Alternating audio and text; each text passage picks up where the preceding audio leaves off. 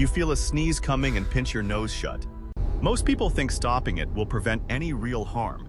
But pressure from the sneeze has nowhere safe left to escape.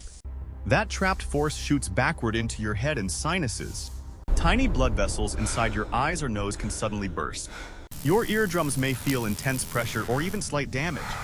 Air can be forced into strange places like your chest tissues. In rare cases, throat structures can strain or even tear slightly. Your body built sneezing to release irritants safely and quickly. So letting it out is usually much safer than holding it in.